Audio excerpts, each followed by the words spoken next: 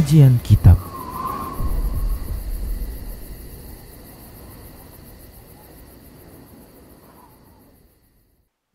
Assalamualaikum warahmatullahi wabarakatuh.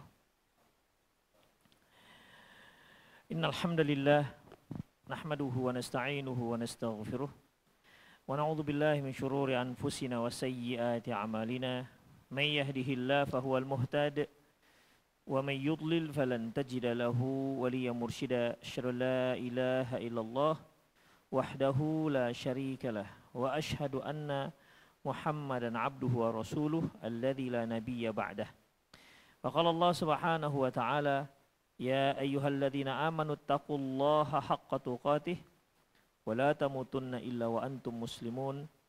Ya ayyuhalladzina amanu taqullaha wa qulu qawlan sadida yuslih lakum a'malakum wa yaghfir lakum dhunubakum wa may yuti'illaha wa rasulahu faqad faza fawzan 'azima. Ya ayyuhan nasu taqu rabbakumul ladzi khalaqakum min nafsin wahidah wa khalaqa minha zawjaha wa batha minhuma rijalan katsiran wa nisaa'a wattaqullaha alladzi tasaaluna bihi wal arham innallaha kana 'alaikum raqiba.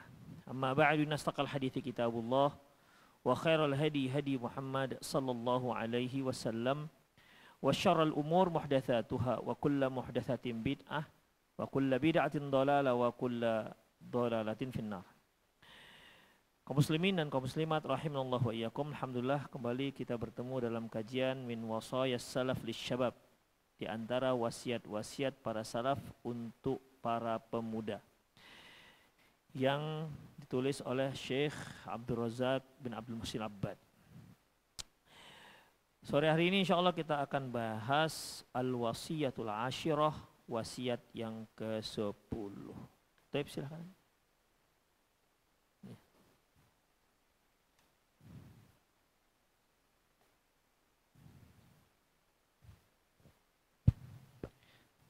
Nasihat ke-10. Di antara nasihat as-salaf rahimahullah kepada anak-anak muda, yaitu apa yang diriwayatkan dari Muhammad bin Suqah rahimahullah, dia berkata, Maimun bin Mihran bertemu denganku. Aku berkata, Hayyaqallah. Dia menjawab, ini penghormatan anak-anak muda. Ucapkanlah salam, yakni ucapkanlah assalamualaikum. Dalam hadis dari Nabi SAW, barang siapa memulai pembicaraan sebelum salam, maka janganlah kalian menjawabnya. Ucapannya hazihi tahiyatus syabab, ini penghormatan anak-anak muda, yakni jiwa sebagian anak muda menyukai salam penghormatan tertentu. Mereka menganggapnya sebagai penghormatan yang paling bagus manakala mereka saling bertemu. Akibatnya mereka meninggalkan dan mengesampingkan salam, memulai dengan sebagian penghormatan yang dia sukai dan condong kepadanya. Dan terkadang mereka hanya mengucapkan penghormatan tersebut dan meninggalkan salam, dan terkadang mengucapkan salam sesudahnya. Ikhwah rahimanallah wa iyyakum. Al-wasiyatul ashirah, di wasiat yang ke-10 ini, beliau menyebutkan wasiat dari Muhammad bin Syuqah.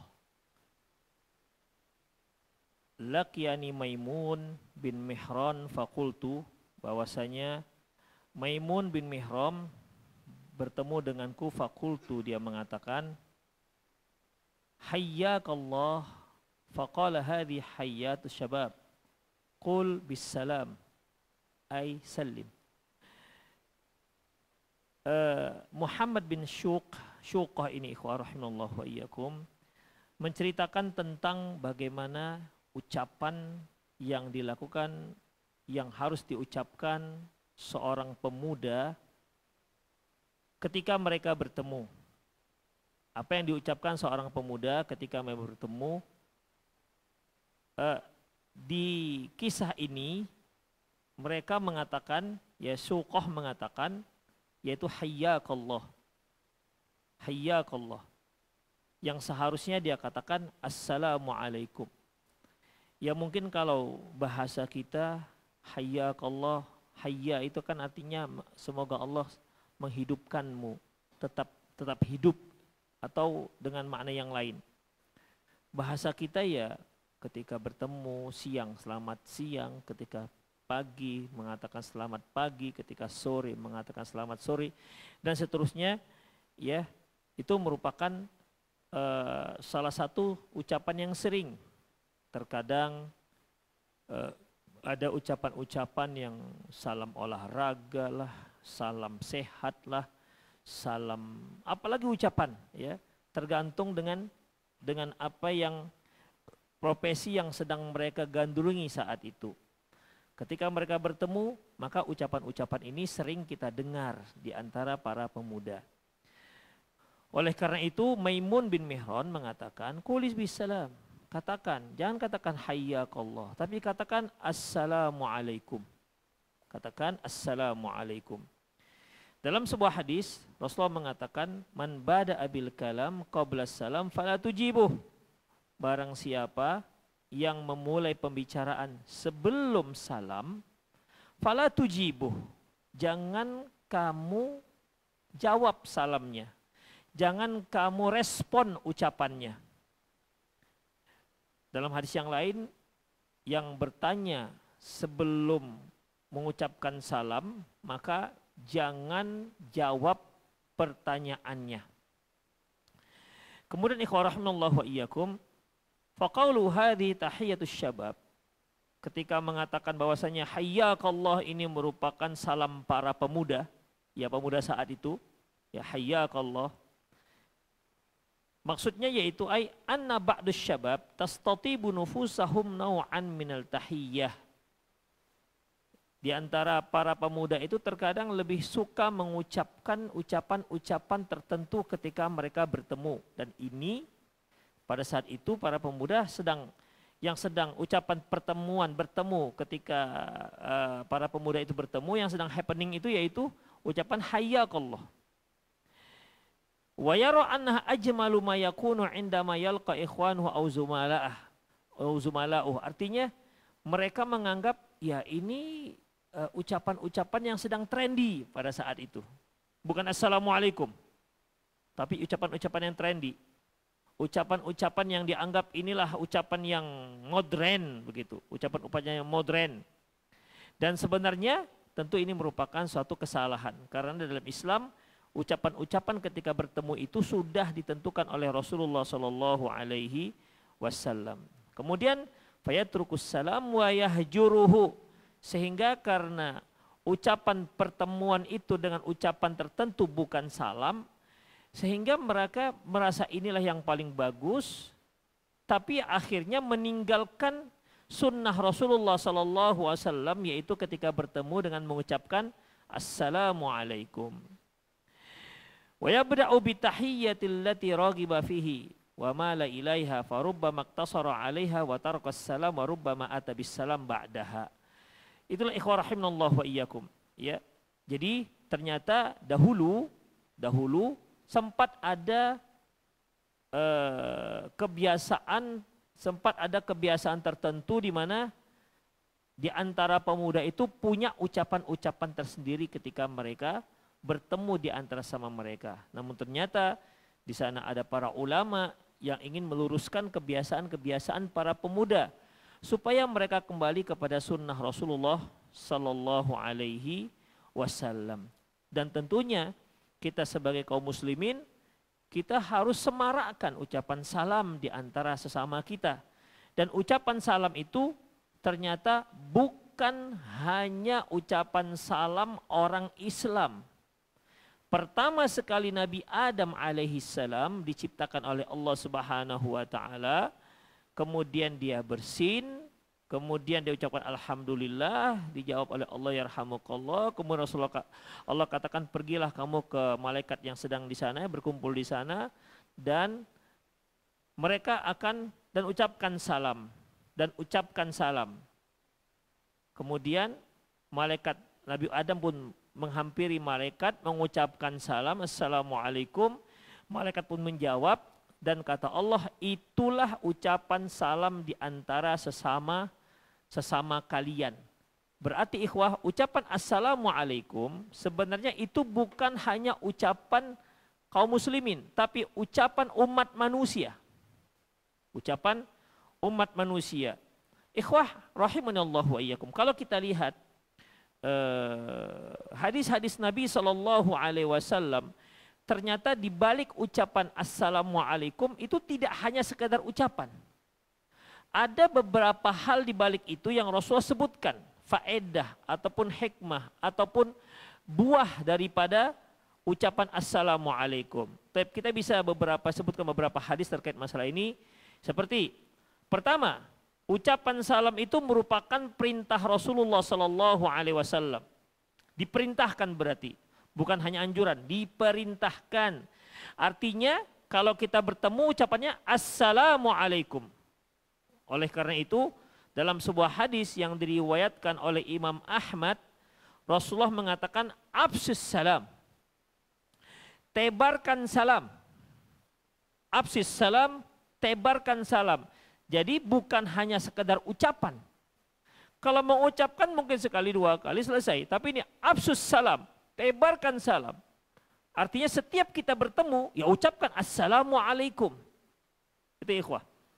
Wa at'imit ta'am, dan berilah makan, wasalil arham, dan sambunglah silaturahmi, wa qumi bil laili wan nasun niyam, dan bangkitlah pada malam hari di saat orang-orang sedang tidur. Wadkhul jannata bisalam, kalian akan masuk ke dalam surga dengan mudah, dengan selamat. Itu ikhwah. Tapi diawali dengan absus salam. Artinya tebarkan, tebarkan salam. Itu yang pertama ikhwah. Yang kedua, mengucapkan salam itu sebab masuk surga. Dalam sebuah hadis di mana Rasulullah SAW mengatakan, at'imut ta'am wa absus salam turathu al-jinan.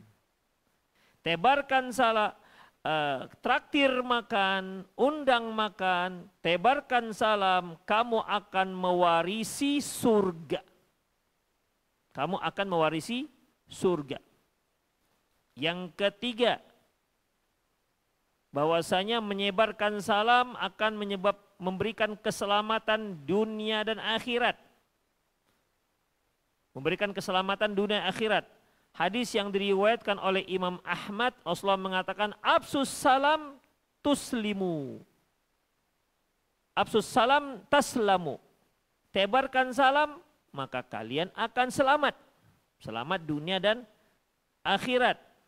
Kemudian yang keempat, menyebarkan salam menyebabkan naik dan tingginya derajat seorang muslim. Hadis yang diriwayatkan oleh Imam At-Tabrani, Rasulullah mengatakan absus salam kai ta'lu. Absus salam kai ta'lu. Tebarkan salam agar derajat kalian menjadi tinggi. Yang kelima, menyebarkan salam merupakan salah satu karakter muslim yang terbaik. Rasulullah SAW bersabda dalam hadis yang diriwayatkan oleh Imam Bukhari dan Muslim. Beliau mengatakan, faqala lamma su'ila ayyul islami khair. Di mana beliau menjawab ketika ditanyakan kepada beliau Islam apakah yang terbaik.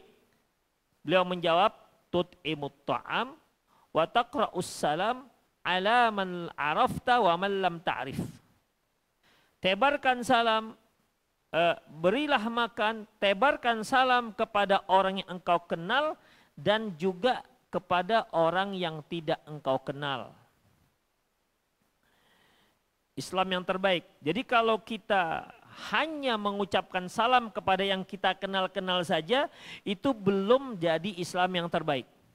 Ya, belum menjadi Islam yang terbaik. Tapi yang terbaik adalah yang kenal, kira-kira menurut kita dia muslim, assalamualaikum. Assalamualaikum. Dan ini ikhwah perlu perjuangan ini. Apalagi kalau antum pas ke pasar itu. Ya kan? Pas ke pasar, berapa orang yang kita ketemu? Assalamualaikum, assalamualaikum, assalamualaikum. Mungkin saya kira nggak sempat belanja itu. Karena dia harus mengucapkan salam, banyak sekali kan. Makanya mengucapkan salam kepada yang kamu kenal dan tidak kamu kenal itu merupakan khisal, khayrul khisal muslim. Sebaik-baik sifat seorang muslim. Kemudian berikutnya yang keenam, Mengucapkan salam akan menimbulkan kecintaan. Rasulullah Sallallahu Alaihi Wasallam pernah berkata kepada para sahabat, Ala unabbi'ukum idza fa'altum tahabbabtum, maukah engkau aku beritahu apabila kamu lakukan kamu akan saling mencintai? Qalu bala, kata para sahabat tentu ya Rasulullah. Faqal, beliau mengatakan afsus salam bainakum, tebarkan salam di antara kalian. Beliau juga mengatakan afsus salam bainakum tahabu, tebarkan salam di antara kalian, niscaya kalian akan saling mencintai. Itulah ikhwah rahimanallah wa iyyakum beberapa hal yang terkait dengan menyebarkan salam. Jadi ada 6 hikmah ataupun buah daripada menyebarkan salam. Yang pertama tadi apa?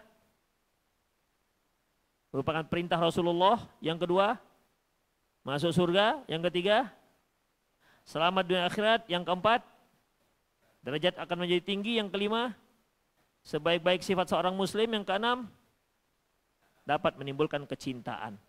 Demikian. Itu hanya ucapan assalamualaikum. Baik, berikutnya ikhwah.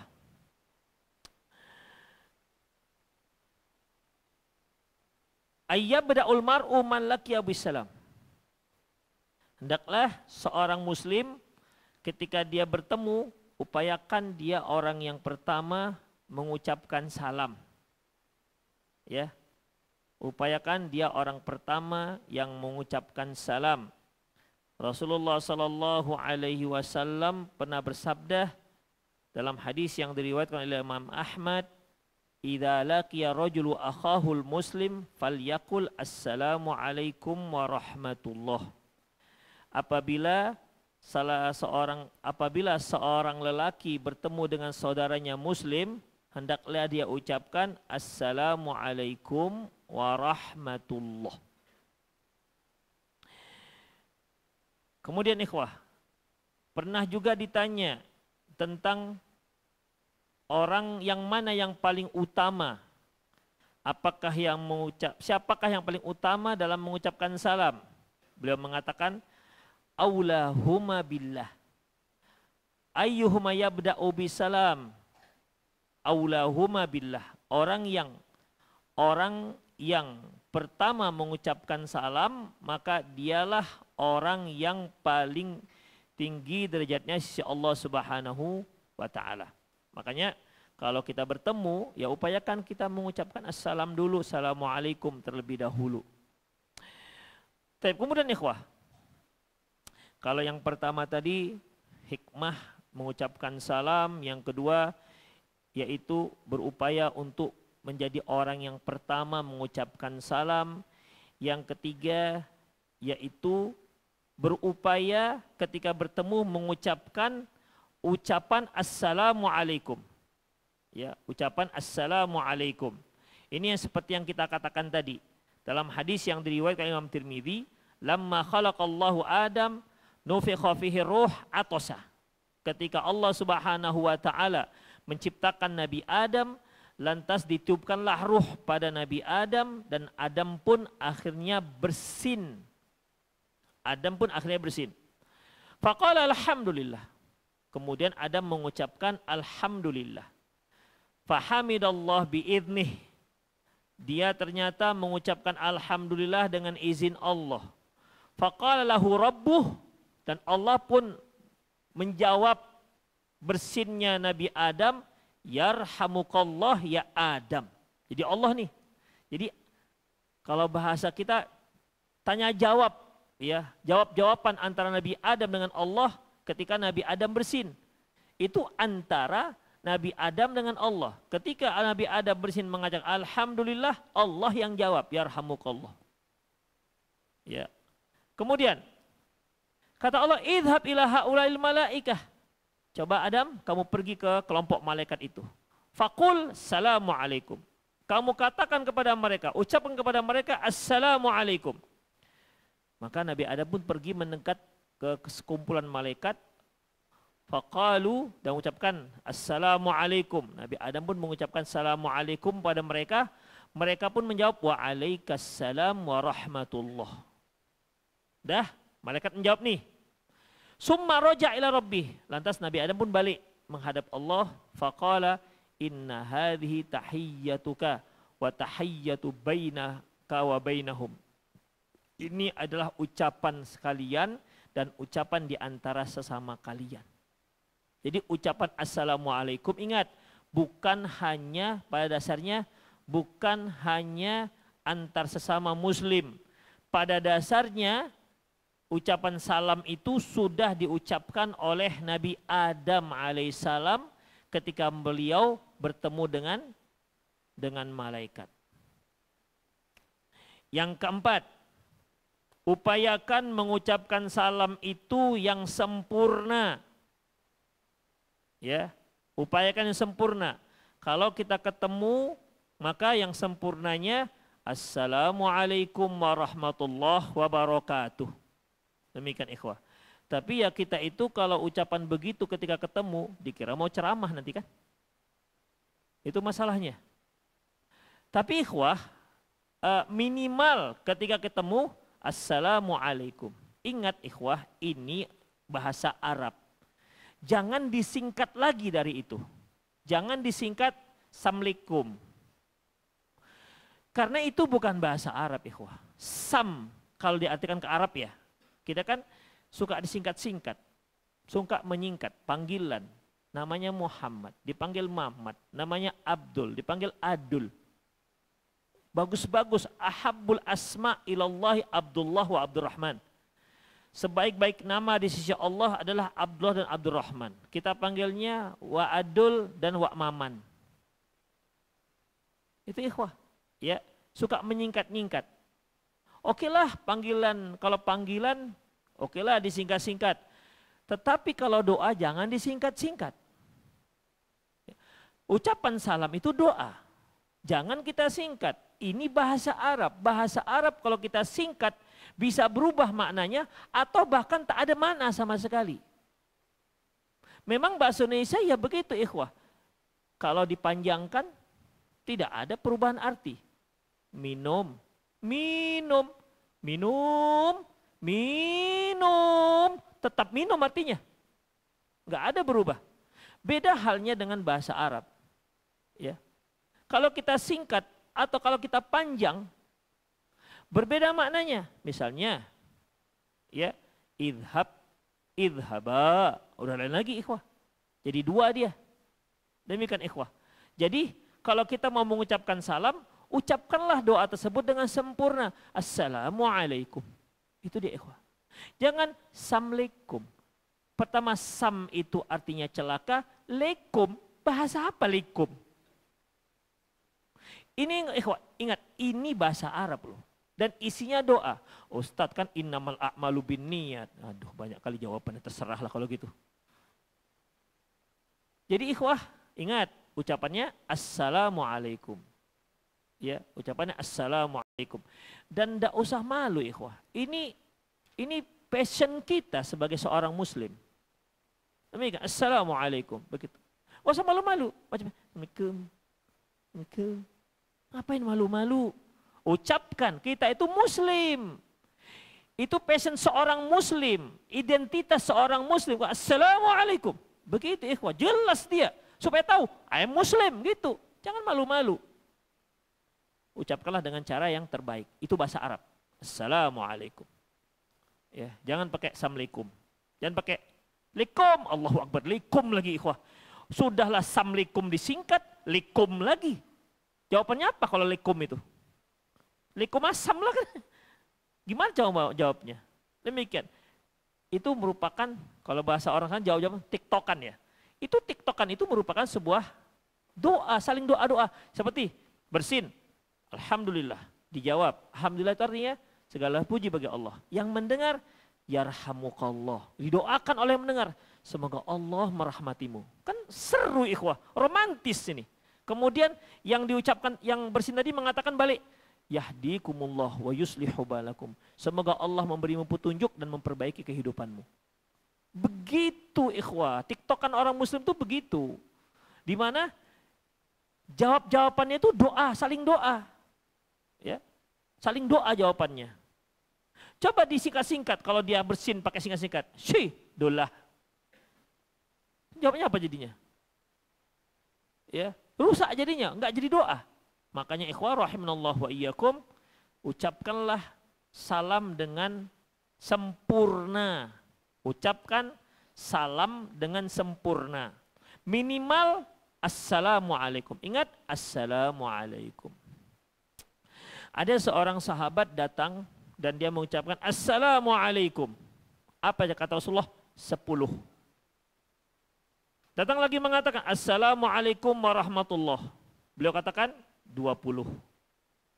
Ada lagi yang datang mengatakan assalamualaikum warahmatullahi wabarakatuh. Kata Rasulullah 30. Dan ingat ikhwah, ini bukan jawaban kita.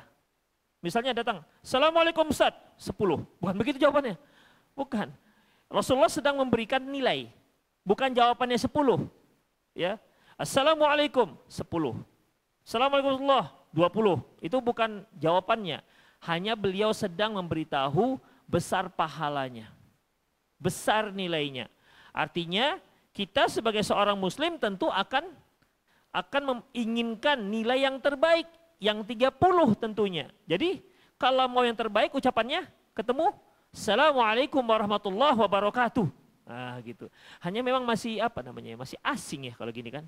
Begitu tuh. Assalamualaikum warahmatullahi wabarakatuh. Waalaikumsalam warahmatullahi wabarakatuh. Gitu kan.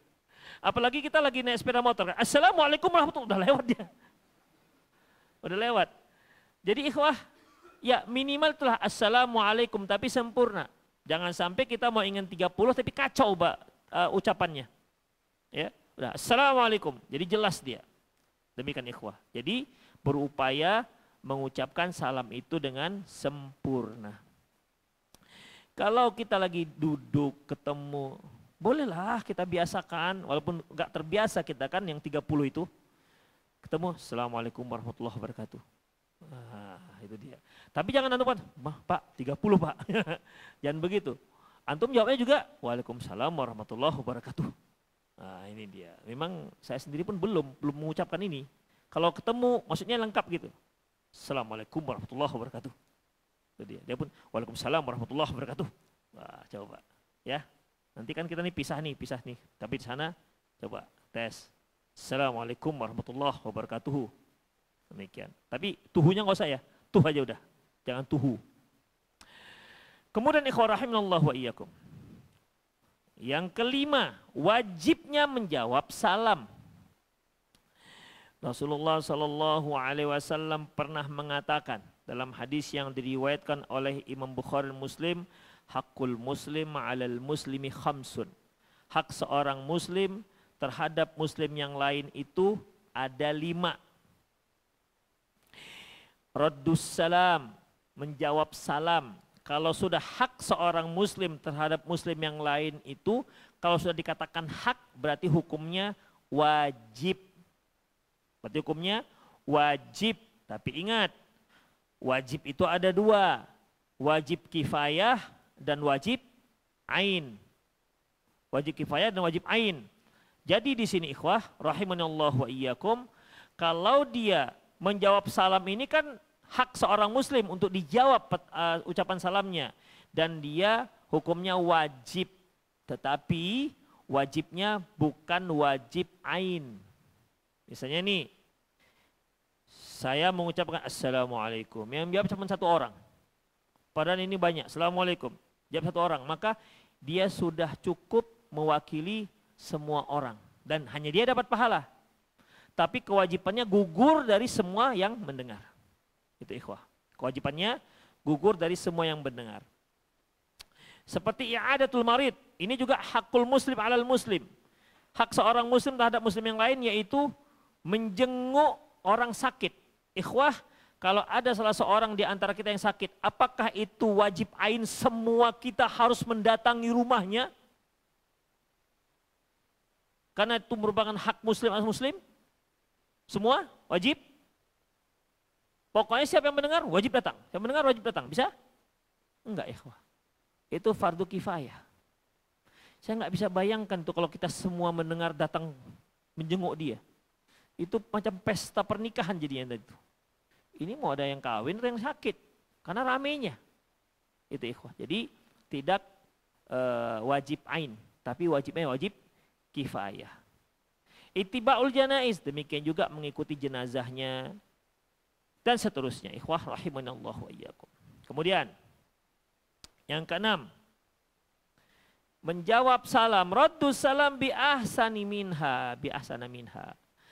Kalau jawab salam sebaiknya lebih baik, jawabannya lebih panjang.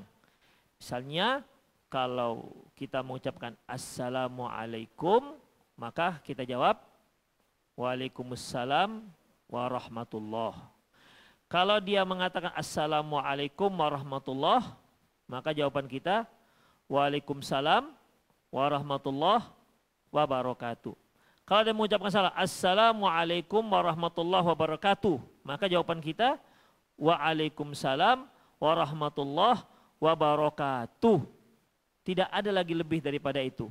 Adapun hadis yang menyebutkan waalaikumsalam warahmatullah wabarakatuhu wa maghfiratuhu wa ridwanuh, hadisnya dhaif. Ya, tambahan tambahan wa maghfiratuhu wa ridwanuh. Ini hadis dhaif, jadi tidak bisa diamalkan. Makanya kalau ada yang mengucapkan salam dengan sempurna, maka kita jawab juga dengan sempurna, karena tidak ada lebih daripada assalamualaikum warahmatullahi wabarakatuh. Hanya saja jangan dijawab kurang dari itu. Dia mengatakan assalamualaikum warahmatullahi wabarakatuh, kita mengucapkan waalaikumsalam. Berarti masih kurang. Ya, berarti masih kurang. Lantas ikhwah rahimallahu wa iyyakum, permasalahannya adalah apa hukumnya menjawab lebih? Allahu a'lam bissawab. Menjawab lebih sebagaimana dalam firman Allah Subhanahu wa taala dalam surat Nisa ayat 86, wa idza huyyitum bi tahiyyatin fahayyu bi ahsana minha aw rudduha. Apabila kalian diucapkan salam, fahayyu bi ahsana minha, jawablah dengan yang lebih baik dari ucapannya. Aw rudduha, atau minimal ucapan dengan ucapan yang sama. Berarti hukum mengucap salam dengan yang menjawab salam dengan yang lebih baik hukumnya sunnah, bukan wajib. Itu ikhwah. Ya. Jadi kalau ada yang mengatakan assalamualaikum, kita ucapkan waalaikumsalam. Kalau tambah warahmatullah, itu akan lebih baik. Demikian ikhwah rahimanallahu wa iyyakum. Dalam sebuah hadis yang diriwayatkan, dalam sebuah hadis dari Abdullah bin Umar, di mana yaruddu bi aktsari mimma ulqi alaihi fa idza qala lahu ahadun assalamu alaikum. Nah, ini sudah kita bahas. Kemudian ikhwah rahimanallahu wa iyyakum, selanjutnya yaitu tidak tasyabbuh dengan orang kafir dalam mengucapkan salam. Ikhwah, tahiyat, ucapan salam seorang muslim hanya dibolehkan assalamualaikum warahmatullahi wabarakatuh. Adapun mengucapkan ucapan-ucapan yang lain yang menyerupai orang-orang yang bukan Islam, seperti salam sehat. Sekarang kan kalau zaman Soeharto kan nggak pernah ada. Ya, salam kesejahteraan, selamat, sejahtera, bahagia, sentosa itu, ya kan? Hong Hong Setia Wastu tah apalah itu. Nah, itulah dia. Itu kan itulah ikhwah, ya. Itu nggak dibolehkan. Ya, itu tidak dibolehkan karena itu merupakan ucapan agama lain. Jadi bagaimana? Walaupun bercampur di sini agama apapun, kita kata di sana Islam, ada Buddha, ada Hindu, maka kita kata assalamualaikum warahmatullahi, selesai. Tidak ada pakai hong kali hong itu loh. Ya. Demikian, tidak ada. Karena itu ciri khas. Man tasyabbaha biqaumin fahuwa minhum. Barang siapa yang menyerupai satu kaum, maka dia termasuk itu. Bagaimana kalau kita bapak-bapak, ibu-ibu, selamat siang, assalamualaikum warahmatullahi wabarakatuh. Gimana kalau selamat siang itu? Boleh nggak? Ikhwah, selamat siang, selamat malam, selamat sore, selamat pagi, selamat siang menjelang sore. Kira-kira itu ucapan agama mana? Oh, itu umum. Tidak ada ucapan ciri khas agama manapun. Jadi gimana? Boleh diucapkan. Tapi ingat, assalamualaikum jangan lupa. Macam tadi, hayyakallah, udah nggak pakai assalamualaikum. Demikian. Jadi kalau antum misal di kantor, ketemu dengan teman-teman yang biasa dengan selamat pagi Pak, selamat sore Pak itu, gimana? Boleh nggak? Boleh. Tapi ingat, assalamualaikum, selamat pagi Pak. Boleh. Assalamualaikumnya jangan lupa, kecuali kalau yang bertemu dia bertemu dengan orang yang bukan muslim, karena kan memang nggak dibolehkan. Kalau bertemu dengan seorang muslim dan memang mereka sudah terbiasa dan begitu aturannya harus mengucapkan salam antar sesama pegawai misalnya, maka boleh, tapi tetap disertai dengan assalamualaikum. Adapun menyerupai ucapan orang Hindu, orang Buddha, orang Yahudi, maka tidak dibolehkan. Kita lihat ikhwah. Dalam hadis yang diriwayatkan oleh Imam Tirmidzi, di mana Rasulullah sallallahu alaihi wasallam bersabda, "Laisa minna man tashabbaha li ghairina." Tidak termasuk kita orang yang menyerupai yang bukan kita. Ikhwah, perhatikan. Yang dikatakan tasyabbuh yang enggak boleh itu adalah apabila, perhatikan, apabila dia masih menjadi ciri khas agama tertentu. Misalnya ikhwah,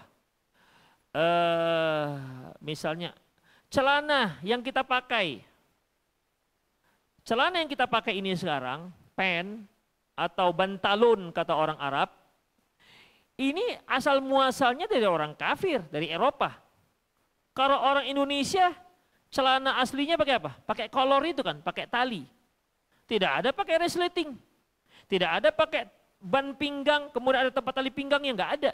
Tidak ada pakai kantong belakang dan apalagi kantong dalam samping kiri samping kanan. Enggak ada. Demikian. Indonesia gimana? Letak uangnya di mana? Kayak uncang. Ya kan? Kayak uncang. Karung gitu, karung kain. Enggak ada kantong kiri, kantong kanan. Ikhwah, apakah itu tersabuh dengan orang kafir? Tidak lagi, memang walaupun itu berasal dari orang kafir, tidak lagi menjadi ciri khas orang kafir, maka sudah boleh.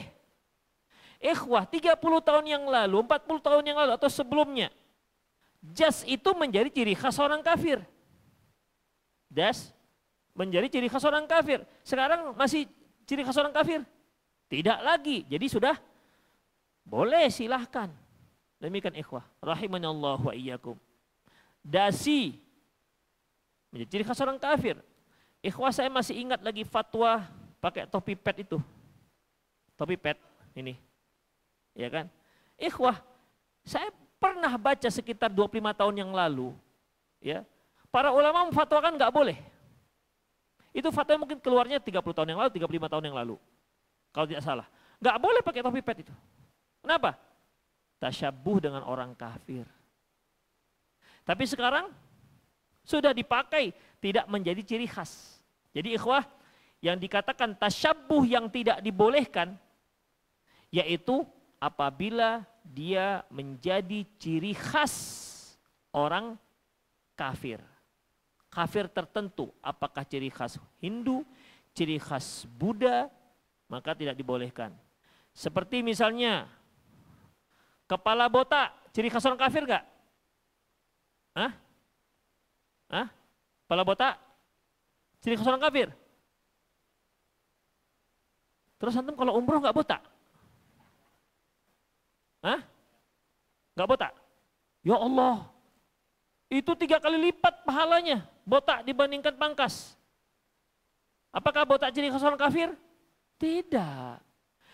Tapi kalau antum letak bala 6 di sini, jangan kafir. Itu dia. Ya. Kalau botaknya sih tidak, karena termasuk salah satu sunnah Rasulullah, terutama tahallul. Ya, tahallul. Rasulullah katakan, rahimallah al-muhallikin. Para sahabat bertanya, wal muqassirin. Allah merahmati orang yang menggundul kepalanya ketika tahallul, apakah umroh ataukah haji. Ya, Allah merahmati orang yang menggundul kepalanya. Para sahabat bertanya, Wal muqassirin, bagaimana yang pangkas, yang hanya memendekkan. Rahimallah al-muhallikin, untuk kedua kalinya. Allah merahmati orang yang menggundul kepalanya. Para sahabat mengatakan, wal muhallikin, wal muqassirin, bagaimana dengan yang memangkas rambutnya? Wal muqassirin. Yang ketiga baru Rasul katakan wal muqassirin.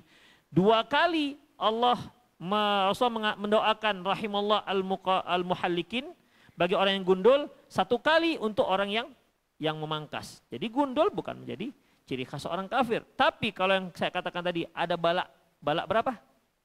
Balak 6 di kepalanya, itu berciri khas orang kafir. Demikian ikhwah. Seperti pakaian orang Buddha, ikhwah, yang warnanya kuning kunyit itu. Nah, oren tuh. Oren apa kuning kunyit? Kuning kunyit ya. Ikhwah, antum pernah lihat pendeta-pendeta mereka pakai? Tutup aurat nggak itu? Hah? Tutup aurat. Kan tutup manusia, laki-laki kan auratnya antara pusat dan lutut. Kalau kita seorang muslim pakai itu gimana? Gak boleh, karena itu ciri khas orang kafir. Makanya kalau antum umroh pakai warna itu, ya kan 2 kan, 1 bawah, taruh ke sini. Boleh nggak? Gak ada masalah. Kalau cara makainya gak ada masalah. Tapi warna itu warna ciri khas pendetanya orang Buddha, nggak boleh pakai. Demikian ikhwah, ya. Jadi nggak boleh dipakai. Padahal mirip-mirip kalau kita mau sedang pakai umroh kan, sama-sama dua keping. Tapi nggak tahu juga mereka itu 1 keping, 1 helai atau 2 helai nggak tahu. Tapi begitulah ikhwah. Nah, sekarang begini juga. Laisa minna man tasyabbaha li ghairina. Tak termasuk kelompok kita mereka menyerupai selain kita. La tasyabbahu bil yahud wal nasara wala bin nasara. Janganlah kalian menyerupai Yahudi atau Nasrani. Fa inna taslimal yahud bil isyarah bil asabi. Sesungguhnya al isyarah bil asabi, salamnya orang Yahudi isyarat dengan jari, wa taslimun nasara isyatu bil akuf, dan salamnya orang Nasrani isyarat dengan telapak tangan. Jadi kalau orang Nasrani salam, nah, itu dia. Pak, gitu kan. Kemudian kalau orang Yahudi pakai jari. Mungkin apa gini, gimana? Dia pakai jari lah salamnya. Demikian. Atau gimana ya? Ya itu apa? Dia pakai jari. Mereka bertemu salamnya atau gini, atau dia pakai jari. Saya nggak tahu juga gimana jarinya. Tapi kalau dengan telapak tangan ini, kalau antum lagi jalan banyak fansnya, antum gini-gini. Orang Nasrani itu. Ya, jangan sampai gini-gini. Karena itu ciri khas salamnya orang Nasrani. Demikian ikhwah. Ada lagi yang menyebutkan fa inna taslimul yahud wan nasara bil akufi wal hawajib. Sesungguhnya salamnya orang Yahudi Nasrani dengan telapak tangan dan alis mata. Nah gitu. Ini naik turun nih alisnya. Tapi hadisnya dhaif. Ya, hadisnya dhaif. Demikian ikhwah. Hadis tadi diriwayatkan oleh yang sahih tadi, ya. Orang Yahudi mengucapkan salam, dengan jari, dan orang Nasrani mengucapkan salam dengan telapak tangan. Hadis diriwayatkan oleh Imam Tirmidzi. Beliau juga mengatakan, taslimu rajul bisba'in wahid yushiru biha fi'lul yahud. Dalam hadis yang lain beliau mengatakan, salam seseorang dengan 1 jari, dengan isyarat 1 jari itu perbuatan Yahudi. Arti gini ya, gimana ya? Gini ya? Atau gini, gimana? Gimana?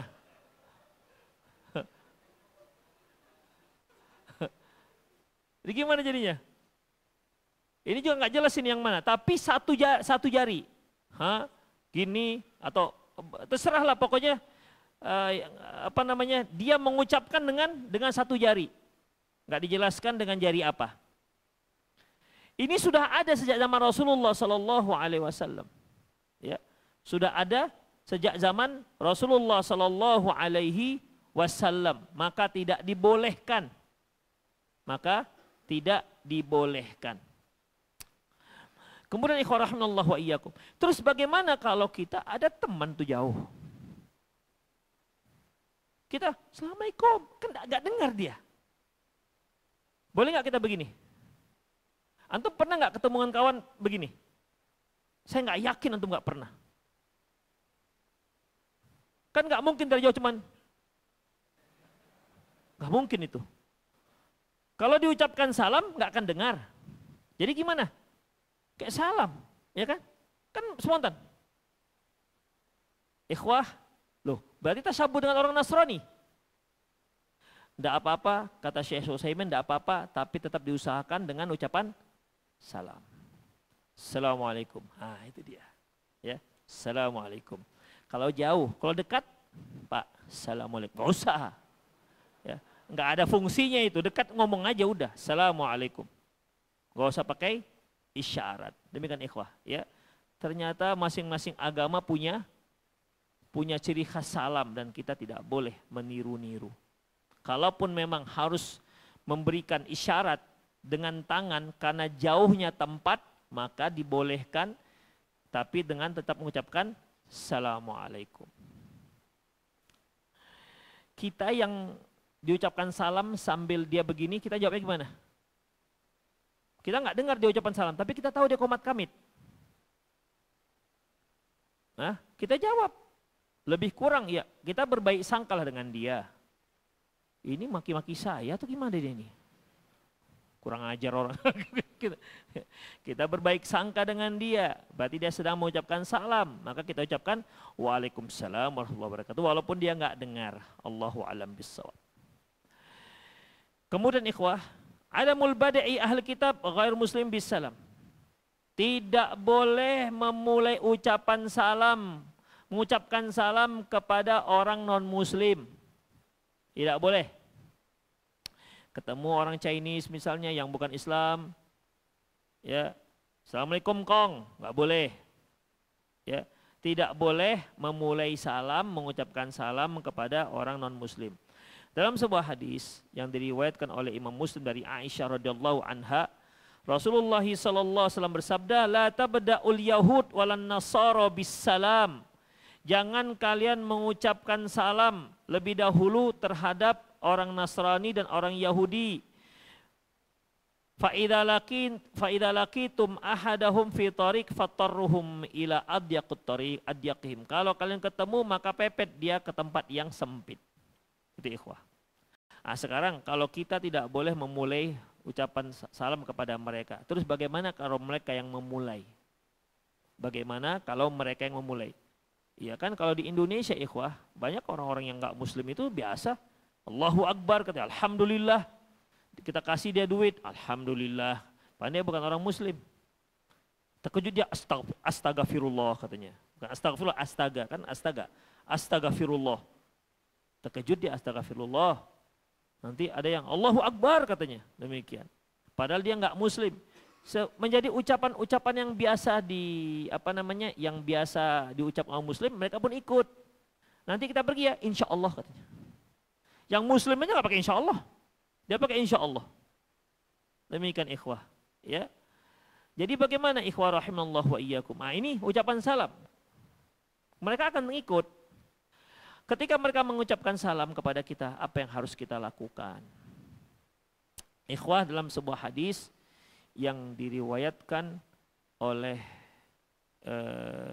Imam Ahmad, innal yahuda idza sallama alaikum ahaduhum fa innama yaqulu assammu alaikum faqulu wa alaikum.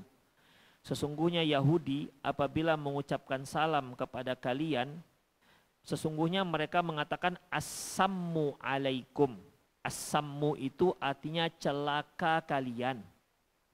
Orang Yahudi itu ikhwah, umat yang suka melakukan plesetan-plesetan ucapan. Senang sekali mereka. Rasulullah SAW ketika berbicara, lantas para sahabat ingin agar beliau memperhatikan sampai mereka bisa memahami, maka para sahabat mengatakan, ra'ina ya Rasulullah. Ra'ina artinya perhatikan kami ya Rasulullah. Tapi kalimat ra'ina ada memiliki makna yang lain. Ra'i itu artinya pengembala. Pengembala itu biasanya orang yang disewa. Umumnya itu adalah hamba sahaya. Pengembala itu. Orang Yahudi ikut-ikutan mengatakan kepada Rasulullah, ra'ina ya Muhammad, ra'ina. Tapi maksudnya beda dengan maksud para sahabat. Kalau para sahabat mengatakan ra'ina ya Rasulullah, perhatikan kami ya Rasulullah. Kalau orang Yahudi mengatakan ra'ina ya Muhammad, maksudnya ra'ina ya Muhammad artinya Anda adalah hamba sahaya kami ya Muhammad. Tapi ucapannya sama, lafaznya sama. Niat mereka mengucapkan itu maksudnya menghina Nabi SAW. Sehingga turunlah ayat, ya ayyuhalladzina amanu la taqulu ra'ina. Wahai orang beriman, janganlah kalian katakan ra'ina. Karena orang Yahudi menggunakan kalimat ra'ina untuk menghina Rasulullah SAW. Untuk mendoakan buruk Rasulullah, mereka mengucapkan assammu alaikum. Assammu alaika ya Muhammad. Dia hilangkan lamnya. Kalimat assammu alaikum artinya celaka atas kamu. Enggak pakai lam. Mereka ucapan ini. Dan Rasulullah, Aisyah radhiyallahu anha ketika mendengar ucapan orang Yahudi kepada Rasul dengan assammu alaik, ya celaka engkau, marah Aisyah radhiyallahu anha. Ya. Aisyah membalas dengan kalimat yang lebih parah. Kata Rasulullah, enggak perlu ya Aisyah. Katakan saja wa'alaikum, kamu juga. Jadi ikhwah,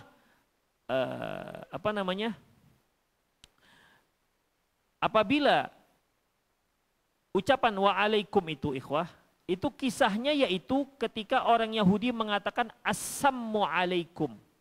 Maka ucapan wa'alaikum. Sekarang permasalahannya, bagaimana kalau orang-orang kafir-kafir ini mengucapkan assalamu alaikum, bukan assammu alaikum.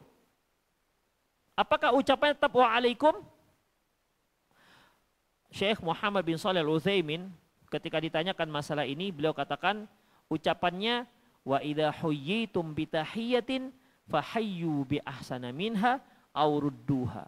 Apabila kalian diucapkan salam, maka jawablah dengan yang lebih baik atau yang semisalnya, itu yang minimal.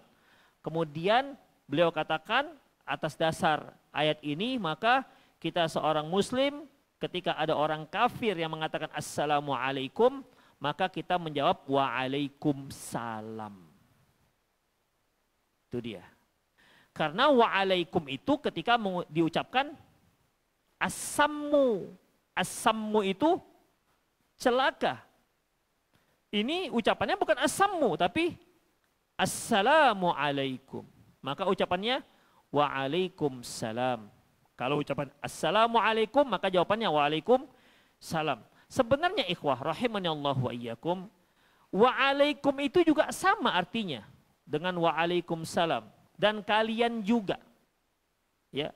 Dan kalian juga. Misalnya ketika kita katakan kita memberikan sesuatu yang baik, dia orang mengatakan kepada kita jazakallahu khairan. Kita katakan wa iyyaka. Kamu juga. Kamu juga apa artinya? Kamu juga mendapat kebaikan, ya kan? Jadi kalau assalamualaikum, kita ucapkan waalaikum, maksudnya kamu juga dapat salam itu, sama artinya. Tetapi karena dia mengucapkan assalamualaikum, maka ucapan kita waalaikumsalam. Tapi kalau dikatakan assammu, maka kita katakan waalaikum. Kita tidak usah ikut-ikutan mengatakan samnya. Ya, karena kaum muslimin tidak diajarkan untuk mengucapkan ucapan-ucapan yang buruk. Demikian ikhwah, azinallahu wa iyyakum. Masyaallah. Ikhwah, itu saja kajian kita. Ada beberapa hal yang lain, insyaallah kita lanjutkan di kesempatan yang akan datang. Oke, itu saja, semoga bermanfaat. Aku qouli hadza wa astaghfirullah li wa lakum wal muslimin innahu wal ghafurur rahim. Udah berapa jadinya? Yang hitungan antum? Yang pertama hikmah dari salam. Yang kedua, yang keutamaan memulai salam. Yang ketiga, berusaha menggunakan ucapan Assalamualaikum. Yang keempat, ya, mengucapkan salam dengan sempurna. Yang kelima, menjawab salam. Ya. Yang keenam, menjawab salam yang semisalnya atau lebih baik daripada yang diucapkan. Kemudian yang keberapa? Yang ketujuh, tidak tasyabuh dengan orang kafir. Yang kedelapan, tidak memulai ucapan salam kepada orang-orang kafir. Yang kesembilan, menjawab salam dengan ucapan tergantung apa yang ucapannya. Kalau dia ucapkan assam, maka ucapannya waalaikum. Tapi kalau ucapannya assalamualaikum, maka kita ucapkan waalaikumsalam. Allahu a'lam bishawab. Silakan ikhwah jika ada yang mau bertanya. Fadhal.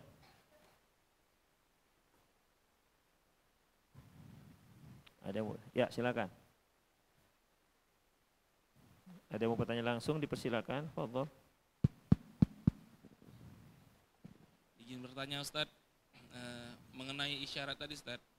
Apakah yang mana? Ustaz? Ya. Apakah bersujud itu adalah isyarat dalam agama Islam, Ustaz? Gimana? Apakah bersujud itu adalah isyarat dalam agama Sujud? Islam? Iya, Ustaz. Sujud syukur, Ustaz. Sujud syukur, Ustaz. Karena kan di orang muslim banyak Indonesia nih, Ustaz, kalau misalnya dia dapat rasa bersyukur tuh alhamdulillah sambil bersujud, Ustaz. Oh iya. Ikhwah, perhatikan.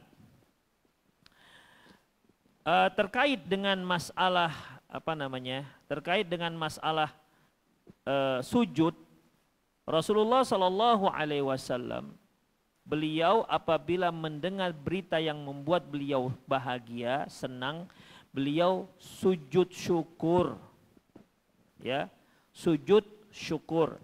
Itu ketika beliau mendapatkan berita yang bahagia. Namun tidak semua perasaan bahagia itu, seperti ada sebagian orang setelah sholat fardu, salam, kemudian dia sujud syukur sebagai tanda dia bersyukur kepada Allah karena sudah melaksanakan kewajiban. Dia bersyukur pada Allah karena sudah melaksanakan sebuah kewajiban. Syekh Muhammad bin Shalih Al-Utsaimin mengatakan, kalau seperti ini, maka seharusnya dia setelah sujud syukur itu, sujud syukur lagi sebagai tanda syukur karena dia sudah melakukan sujud syukur yang pertama tadi. Dan setelah itu dia sujud syukur lagi sebagai tanda syukur karena dia sudah melakukan sujud syukur yang kedua. Mensyukuri yang sujud syukur pertama, mensyukuri sholat, sujud syukur kedua mensyukuri sujud syukur yang pertama, sujud syukur yang ketiga mensyukuri sujud syukur yang kedua, gak habis-habisnya. Dan memang tidak pernah ada Rasulullah setelah sholat fardu itu sujud syukur. Yang ada sujud sahwi. Sujud sahwi itu kalau lupa, dan itu 2 kali bukan sekali. Jadi sujud syukur itu ada. Ya, demikian. Allahu a'lam bishawab. Ada lagi yang lain?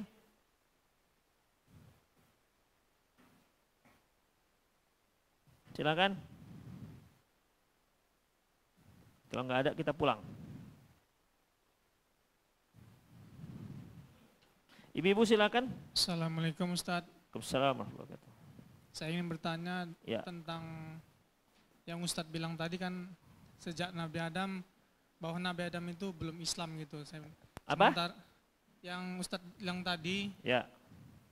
waktu zaman Nabi Adam itu belum Islam gitu. Nah, sementara pernah saya dengar di Al-Quran, Innad dina indallahil Islam. Ya. Agama yang satu-satunya diakui oleh Allah itu hanya Islam. Ya. Itu aja Ustadz. Ya. Pertanyaannya apa? Pertanyaannya, apakah Nabi Adam itu belum Islam gitu Ustadz? Oh iya iya. Ikhwan rahimanallahu wa iyakum, perhatikan. Islam itu ada 2 makna. Pertama makna secara umum, yang kedua makna secara khusus. Makna secara umum, semua agama yang dibawa oleh para nabi adalah agama Islam dengan makna yaitu tunduk dan patuh kepada Allah Subhanahu wa taala. Makanya Nabi Ibrahim mengatakan wa ana minal muslimin, dan aku termasuk orang-orang yang muslim. Beliau juga berdoa, Rabbi ja'alni muqimas muslimaini laka wa min dzurriyyatina, itu muslimaini laka min dzurriyyatina ummatan muslimatan lak. Nabi Ibrahim mengatakan bahwa dia dan Ismail adalah dua orang yang muslim. Dua orang yang muslim. Artinya di sini muslim di sini adalah dia tunduk dan patuh kepada Allah Subhanahu wa taala. Itu makna Islam. Islam artinya al-inqiyad bi taatillah, tunduk dan patuh kepada Allah Subhanahu, al-istislamu wal inqiyad, menyerah pasrah, wal inqiyad yaitu tunduk dan patuh kepada Allah Subhanahu wa taala. Itu Islam. Jadi semua agama-agama para nabi semuanya menyerah, bukan membantah ya, menyerah dan tunduk patuh kepada Allah Subhanahu wa taala.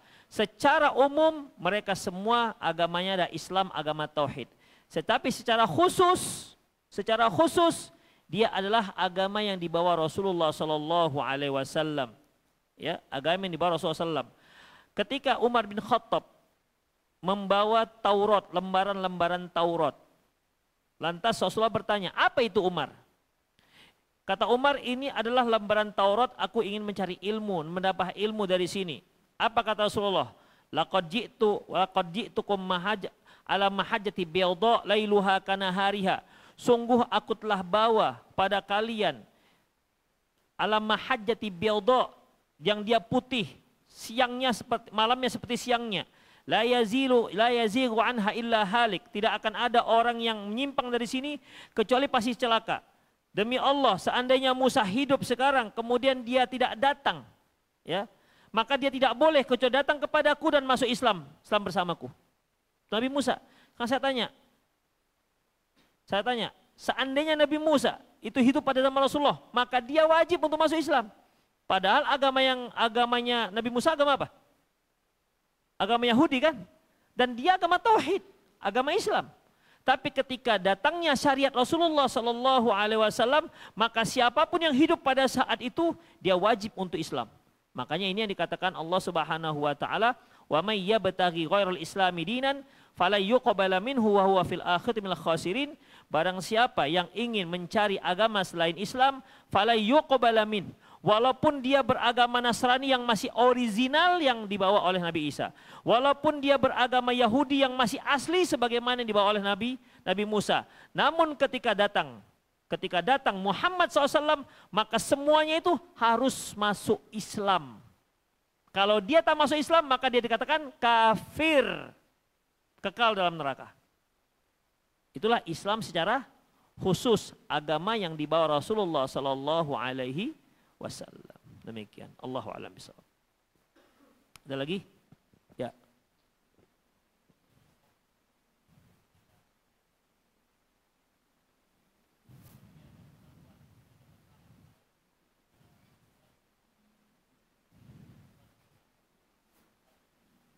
Allahu a'lam. Akhirnya bertanya, ketika Abu Bakar bertemu dengan Umar, Abu Bakar membiarkan Umar yang mengucapkan salam supaya bertemu dengan dia nanti di surga. Allahu a'lam. Ada lagi yang mau bertanya, silakan. Saya Ustaz. Ya, silakan. Baik, sebelumnya jazakumullah khair Ustaz atas kajian hari ini. Jadi yang mau saya tanyakan Ustaz, tadi ada sebuah hadis yang disebutkan bahwasannya siapa yang memulai ucapan sebelum salam, maka janganlah dijawab. Atau mungkin apa ya pertanyaan dia atau pembahasan dia jangan dijawab apabila tidak memulai dengan salam. Ya. Bagaimana jika kita di posisi orang yang apa ya Ustaz? Pihak yang diajak bicara tapi dia tidak memulai dengan salam Ustaz. Apakah kita tetap diam? Gimana? Kita?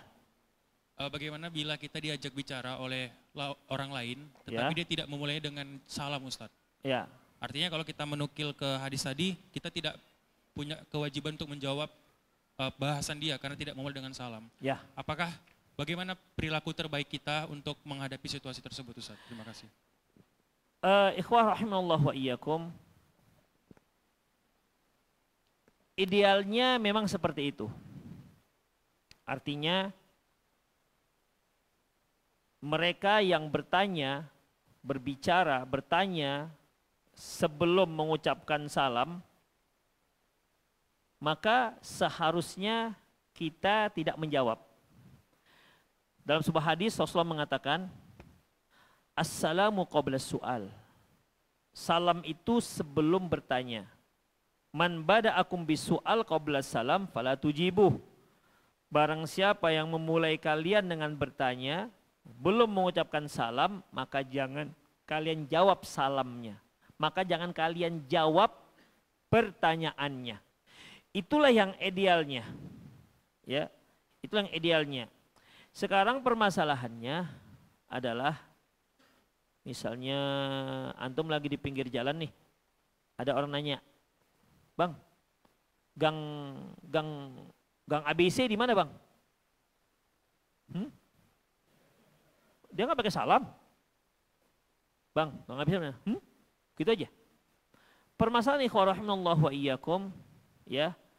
Dalam masalah ini karena memang masyarakat kita itu tidak ngerti yang begini-begini. Jadi gimana? Yang paling bijak jawab, kemudian kita kasih tahu. "Abang Muslim, Bang?" "Muslim." "Sebaiknya salam dulu baru bertanya." Itu sekalian dakwah. Tapi kalau kita nggak langsung jawab, "Bang, Masjid Muwahhidin di mana, Bang?" "Entahlah." Saya kira itu ngancing emosi itu kan. "Abang kenapa nggak jawab?" "Karena kamu nggak mau ucapkan salam." Wah, kan gitu. Keren sebenarnya, tapi kan mau bertumbuk jadinya. Jadi dalam masalah ini ikhwah, apa ya? Sesuatu yang memang belum terbiasa, memang harus sosialisasi ikhwah. Sosialisasi dahulu sehingga kita bisa menerapkan sebagaimana dalam hadis. Tapi kalau tidak ada sosialisasi, ini bukan maslahat yang muncul, tapi malah mudorot. Ya, malah mudorot. Seperti misalnya, Rasulullah mengatakan disunnahkan setiap Jumat subuh kita rakaat pertama baca Alif Lam Mim sajadah ya, yang ada sajadahnya, sujud sajadahnya. Dan rakaat kedua baca Hal Ataka Alal Insan surah Ad-Dahar. Ini kan perlu sosialisasi. Tidak bisa kita sholat begitu aja. Di tempat yang belum pernah ada, kita disuruh untuk jadi imam, tiba-tiba kita sujud tilawah. Begitu Allahu Akbar, kita sujud tilawah. Makmum subhanallah lah katanya kan. Subhanallah, kita merasa nggak salah, ente yang salah kok. Subhanallah, subhanallah. Demikian, kita sujud aja. Demikian, akhirnya kacau. Masih mendingan mereka paham, ya udah mungkin imamnya mau sujud, ikutlah makmum. Yang mama yang berada di balik tabir, kan umumnya kan masjid kita tuh balik tabir. Udah, sujudlah semua bapak-bapak. Kenapa? Karena melihat imamnya sujud. Kemudian ibu-ibu kan tinggal sami Allahu liman hamidah, karena mereka ruku, nggak nampak imamnya. Allahu Akbar, Allahu Akbar. Kok balik baca lagi? Mereka seharusnya i'tidal, kacau jadinya kan. Makanya perlu sosialisasi. Menghidupkan sunnah-sunnah ini perlu sosialisasi. Demikian ikhwah. Apalagi terkait dengan masalah penyelenggaraan jenazah. Itu perlu sekali sosialisasi. Nggak bisa tiba-tiba kita langsung melaksanakan sesuai dengan sunnah sementara mereka nggak ngerti. Sementara masyarakat kita itu ikhwah, biasa kan banyak hal-hal yang bid'ah yang dilakukan. Yang sekali langkah ketika mau diantar baca Al-Fatihah lah, satu langkah Al-Fatihah, satu langkah Al-Fatihah, belum lagi nanti ada tahlil gelar tikar setelah dikebumikan. Demikian, sementara ini tidak ada. Ketika setelah sholat ada ceramah lagi, ada doa lagi, ini langsung dibawa. Dan mereka tidak tahu itu, kita tidak punya sosialisasi. Maka mudaratnya lebih besar ketimbang manfaatnya. Jadi perlu ada sosialisasi dalam masalah ini. Makanya nanti kalau ada yang nanya itu, antum jawab aja. Jawab, jangan, jangan. Ya, jawab, kemudian kasih tahu dia. Seharusnya ucapan salam dulu baru bertanya. Demikian. Allahu a'lam bishawab. Silakan ikhwah. Baik, ini ada pertanyaan.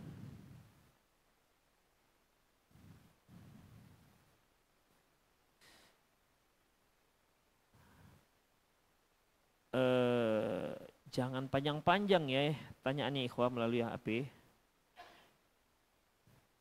Ustadz, ibu saya sudah lama tinggal di Eropa dan setiap akhir pekan selalu WA ke saya dengan diawali selamat hari Minggu. Apakah saya harus membalasnya ataukah saya mengingatkan beliau karena sudah menjadi kebiasaan ibu saya? Ya, ingatkan. Ya, ingatkan, ucapkan assalamualaikum. Sekarang masalahnya ibunya ini masih Islam apa enggak? Kalau dia masih Islam, ingatkan dengan ucapan salam. Sunnahnya itu dengan salam dulu, baru setelah itu mau selamat hari Minggu, selamat hari Sabtu, terserah. Yang penting ucapkan dulu salam. Kasih tahu ikhwah. Karena bagaimanapun kita itu perlu dakwah, memberitahu kepada orang-orang yang tidak tahu. Jangan diam saja. Ya, ibu mungkin namanya juga dia hidup di Eropa, sedangkan kita saja di Indonesia yang namanya ucapan salam itu masih masih nggak begitu nggak begitu bertebar, ikhwah. Ya, masih nggak bertebar. Masih kadang-kadang kita masih ragu mengucapkan salam kepada teman-teman. Kecuali teman-teman yang kita anggap teman pengajian lah, baru kita agak bisa luasa. Assalamualaikum ketemu kan. Tapi coba ketika ketemu dengan kawan-kawan sekolah, kawan-kawan SMP yang kita tahu di Islam, coba Assalamualaikum. Soleh kali ya sekarang ya. Kenapa harus jadi orang soleh? Ya harus soleh lah kita, masa nggak jadi soleh? Masa Assalamualaikum sekarang, soleh kali. Masa mau kita jawab, ente iblis sekali, kan nggak mungkin gitu jawabnya. Demikian ikhwah. Iya kita harus jadi orang soleh, berusaha untuk menjadi orang soleh. Yang penting diingatkan, ya, diingatkan. Kita yang duluan, assalamualaikum. Kita seorang muslim, kita mulai dengan assalamualaikum. Demikian ikhwah. Ya, walaupun di masyarakat kita tuh sering tidak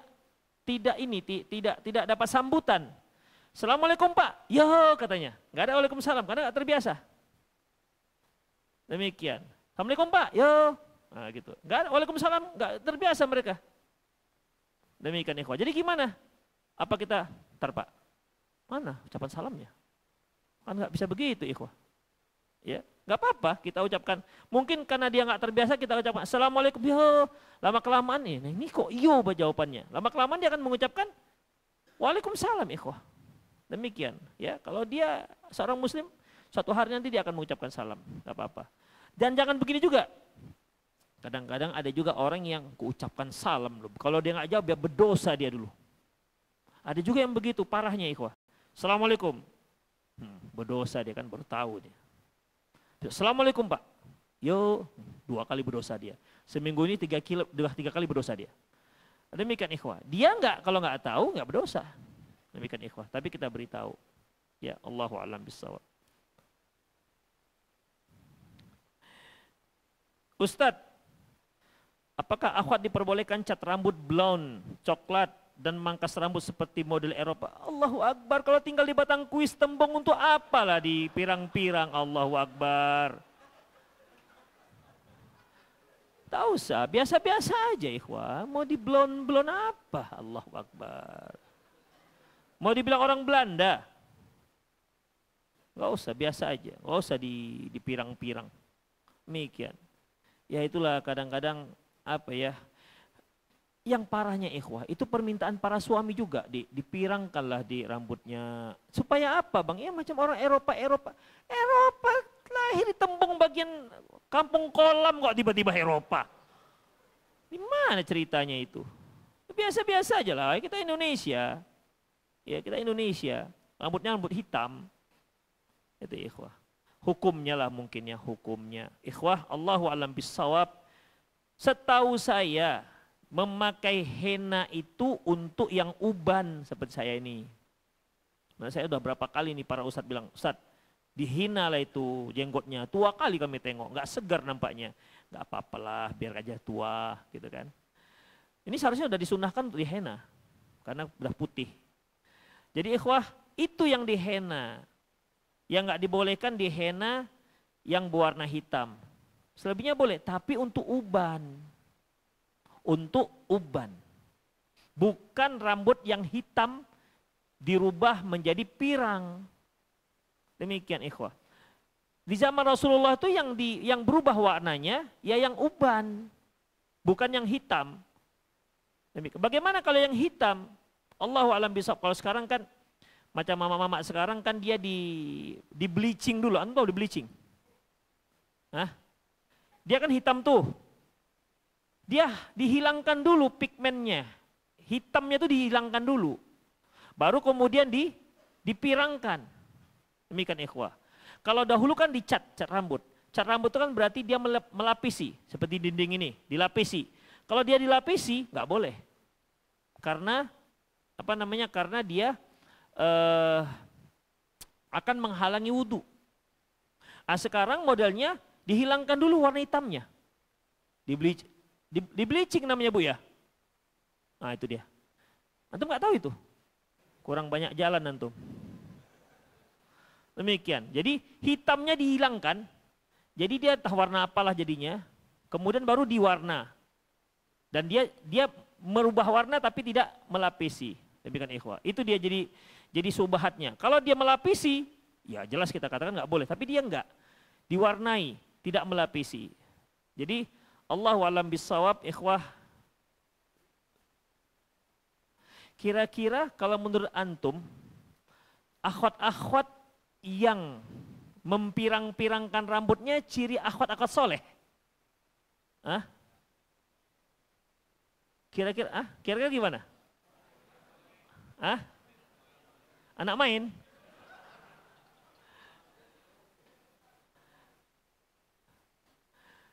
Iya, kalau akhwat-akhwat yang soleh kan enggak itu.